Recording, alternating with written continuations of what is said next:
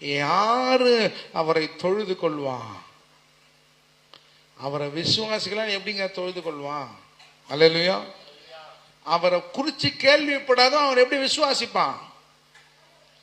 பிரசங்கிக்கிறவன் இல்லாவிட்டால் எப்படி கேள்விப்படுவார்கள்? ஒருத்தன் சொன்னாதான் அதை ஒருத்தன் கேட்பான். கேட்டு நம்பி ஆண்டவரை தொழுது கொள்வான். அப்போது ரட்சிக்கப்படுவான்.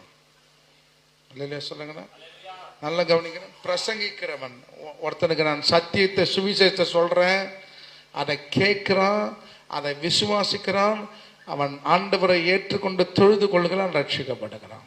நான் சொல்லலைன்னா அவன் கேட்க மாட்டான். அவன் கேட்கலன்னா அவனுக்கு விசுவாசம் வராது. அவன் விசுவாசிக்கலன்னா ஆண்டவரை தொழுது கொள்ள முடியாது. அவன் தொழுது கொள்ள முடியல, கர்த்தர் நாமத்தில் அவன் ரட்சிக்கப்பட முடியாது. சொல்லுங்களேன், ஆமென், அல்லேலூயா. அப்ப எங்க ஆரம்பிக்குது? நான் சொல்றதுல ஆரம்பிக்குது. எத்தனை பேர்